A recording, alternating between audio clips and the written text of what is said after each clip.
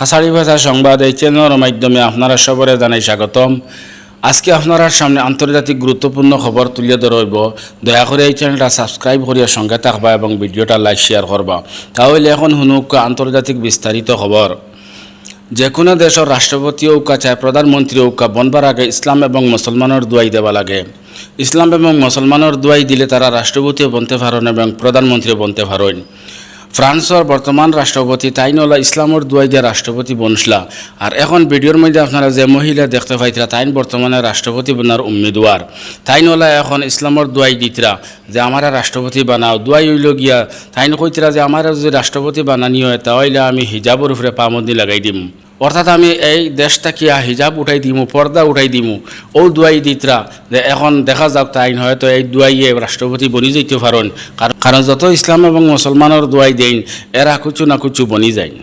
এমন একটা দেশ, এই দেশটা খুব দুর্বল, খুব গরিব, আর্থিক অবস্থার দিক দিয়ে তারা অনেক দুর্বল, কিন্তু তারা সিনার মধ্যে দম আছে, তার কাছে ইমানি জজবা আছে, যার কারণে বিশ্ব মডেল ইসরায়েলের লগে টক্কর দিয়া যাইতরা।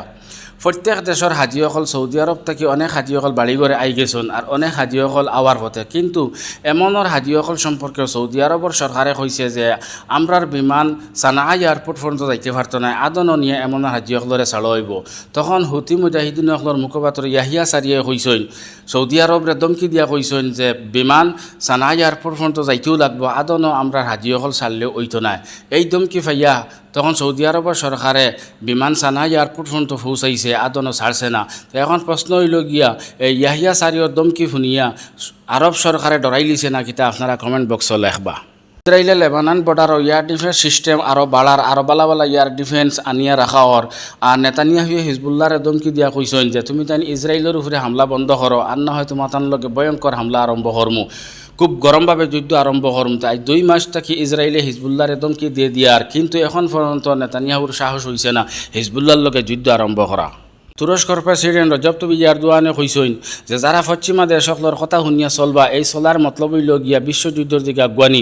কারণ পশ্চিমা দেশসকলে বিশ্বযুদ্ধ লাগার পথ করিয়া দিতরা, আর সারা দোষ কিন্তু যায় রাশিয়ার প্রেসিডেন্ট ভ্লাদিমির পুতিনের উপরে। কিন্তু আসলে ভ্লাদিমির পুতিনে শান্তি চাইন, তাই বিশ্বযুদ্ধ চাইন না। ভ্লাদিমির পুতিনে যা কিছু খতরা সব শান্তি কায়েম হওয়ার লাগি খতরা, মানুষের উপরে থেকে অশান্তি দূর হইত এবং শান্তি আইতো, ওটাও চাইন ভ্লাদিমির পুতিনে। আমেরিকায় আফগানিস্তানের তালেবানরে আতঙ্কবাদ স্বীকৃতি দিছিল, এরপরে তালেবানে আফগানিস্তানকে স্বাধীন করছেন। তখন আমেরিকায় আফগানিস্তানের উপরে অনেক নিষেধাজ্ঞা জারি করছে, কিন্তু এর ফাঁকেদিও রাশিয়া তালেবানের লগে খুব ঘনিষ্ঠ সম্পর্ক স্থাপন করছে এবং ব্যবসা বাণিজ্য আরম্ভ করছে।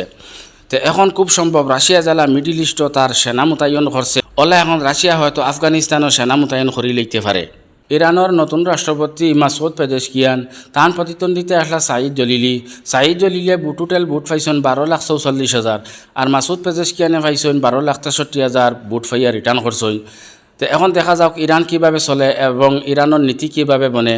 মাসুদ পেজেশকিয়ান সম্পর্কে অনেক কথা কোয়ার আছে, এখন কইয়ান না অন্য ভিডিও তান সম্পর্কে পরিচয় করাইম।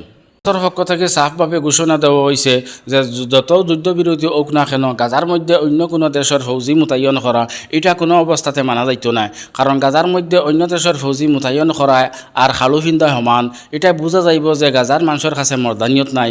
গতিকে যত যুদ্ধবিরতি হোক, কিন্তু গাজার মধ্যে অন্য কোনো দেশের ফৌজি মোতায়েন করা এটা কোনো অবস্থাতে মানা যাইত না। এতে যুদ্ধবিরতি যদি বাতিল করা লাগে, কিন্তু অন্য দেশের ফৌজি মোতায়েন করা এটা কোনো অবস্থাতে মানতাম না।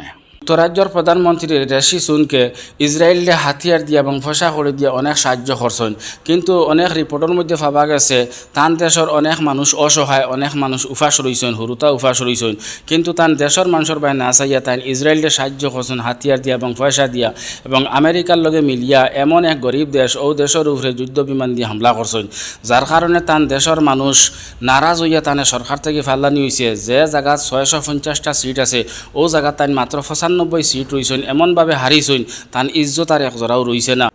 14 বছর সরকার করছেন, এরপরে লেবার পার্টিয়ে তানে এমনভাবে ফেলাইছে যে তান ইজ্জত একজোড়া রয়েছে না। তো লেবার পার্টিয়ে পররাষ্ট্রমন্ত্রী ঠিক করছে ডিউডলিমি পররাষ্ট্রমন্ত্রী উয়ার পরে সঙ্গে সঙ্গে ঘোষণা দিয়েছেন যে গাজার মধ্যে অতি সত্বর যুদ্ধবিরতি করা হোক। বর্তমান 24 ঘন্টার ভিতরে ইসরায়েলি সেনার হানায় আরও 27 জন ফিলিস্তিনি শহীদ হয়েছেন।